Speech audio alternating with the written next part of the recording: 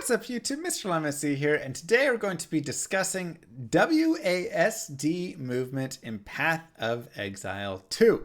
So I was flown out to be able to go and test out Path of Exile 2 with a bunch of other creators, and it was a great time. And one of the really cool things and interesting things that they did was they added WASD movement for the characters in the game. Now, it was originally only built for a single character, but after playing it, the devs realized, wait, this feels really good. We want to implement this for all classes, and it was a fantastic idea.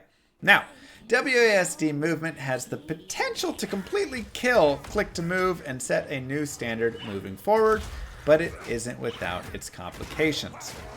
Let's dive in. The good. Not tying movement to aiming adds a whole new layer to the game. It's impressive how much more involved many characters feel when you can do things like walk backwards or shoot on the run. On the warrior, this allowed them to add a new feature in active blocking with a shield, since you can aim where you are and try to block. So I can walk backwards and block, I can be running and turn and block an arrow that shot at me, all of these different things. On the Ranger and Sorceress, being able to walk and shoot or cast greatly improved their gameplay rather than having to always stop to take a shot. I thought it was a very cool addition.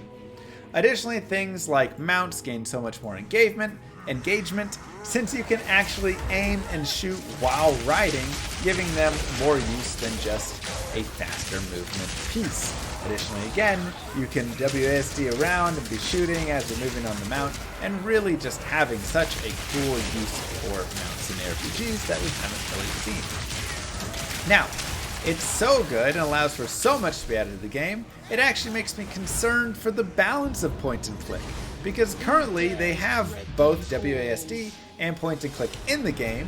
However, so many more actions are now available to the WASD player that they can make the game more difficult. And the person who has to stop and shoot, for instance, may not really be able to keep up with the person who's able to strafe and shoot. That being said, the implementation of all this in the game, with so many keys that you need to use, comes with many downsides. So let's dive into a little bit of the bad. Number one, pressing keys feels awful in many hand positions. You know what you can't do very easily when you're moving to the top left and your fingers are on A and W? Reach your 1 or 2 flask, right? You know what you can't reach when you have your fingers on A and D there? Reach your 3, 4, 5 flask. Even if you're moving down to the bottom left, again, if your ring finger and middle finger are engaged, or the other two are engaged, or index and middle are engaged, you can't really do this reaching over. And of course, if you take one of the fingers off to hit the flask, your character will stop moving for that time, or just start moving in this side direction. So it creates this really weird sort of dynamic where, well, I kind of heal when I'm moving to the right, and then I try and set a flask here and a flask here with health, and so I try and have one for like each side to be on. But if that flask is just like run out and I need to go this way, I kind of have to give up a tiny bit of movement and go down to get there, right? Additionally, things on your E and R and T skills, especially the R and T skills, really felt bad, because when your hand is engaged right here and you're having to try and reach over with your index finger to hit the R and T skills, it doesn't work out super great. So this creates a whole new key mapping that's going to be needed and tested and figured out, potentially using ZXCVB in space. Though that may be giving too much work to the thumb down there, right? That could be a lot of work on your thumb, and honestly probably a little painful. Additionally, the better solution definitely seems to be like having a mouse that you have all of the buttons on the side, that you can just click through all the skills over there. But that may not be feasible for everybody. Many people may not like having that, and so it kind of creates another complication. Number 2, WASD works better with downtime or just less key presses on the left hand in general. When you play shooters like Counter-Strike, you're not needing to press these other buttons nearly as often, but there's also breaks in the movement, right? You can go and you can jump, and while you're jumping, you can go ahead and swap your weapon really fast or whatever it is, and it's not nearly as needing to be perfectly moving away from much this way and stopping on a dime essentially when you let go of the WASD in that way. You know, a lot of times there's a little slowdown, whatever it is. So that is very helpful.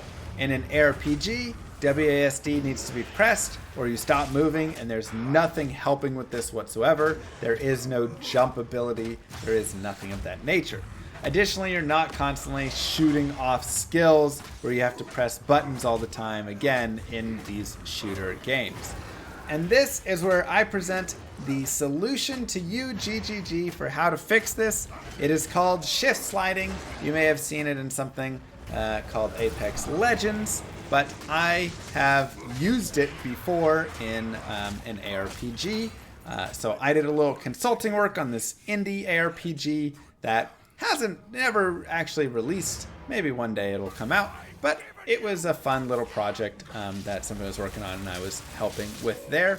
And something that we created and what I consider the best movement I've ever felt in an ARPG was shift sliding. Basically, you can use it with either click to move or WASD, but with click to move, you can click and point anywhere and your character will start moving to that point. If you press shift, your character will continue sliding to that point, but at this point you can now move your mouse around and shoot as you're doing so. At that point, you're able to aim independently of the direction you're moving, and you can shoot projectiles, you can block in different ways, whatever it is. And then, of course, at any point, you can interrupt that and click somewhere else to then start moving in another direction. You can let go of shift and stop yourself on the move, whatever it is, right? This was absolutely fantastic.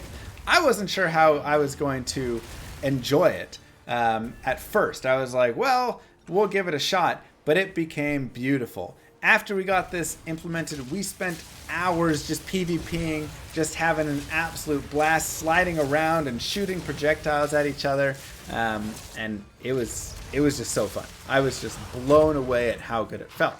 Now, not only does this allow click to move to keep pace with this new meta, but it also greatly improves WASD. Because in WASD, you can do the same thing. You can start moving a direction, hit the shift key to continue your character sliding in said direction, and then you can start using your fingers on the other buttons without having your fingers locked down on W and A to go to the top left and being unable to really touch your Q1 or 2 keys while doing so.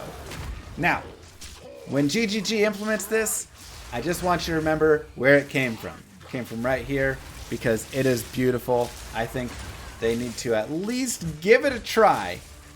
Get something implemented on that, just a little rough piece of it, feel it out, and just try it. It will change your life. Like I said, it changed mine. That was the best. This was just some random tiny little indie RPG we never even released, and that is the best movement I've ever felt in any RPG that I've ever played. So yeah, I think that is the solution right there. But regardless of that, overall, I think them bringing WASD in at the very least was still a big win, and at least starts the push for ARPGs in the future to move forward. It's definitely clunky right now. There's some clever solutions that can probably fix it. I gave you one. But, probably some other solutions as well that would make it a better experience overall.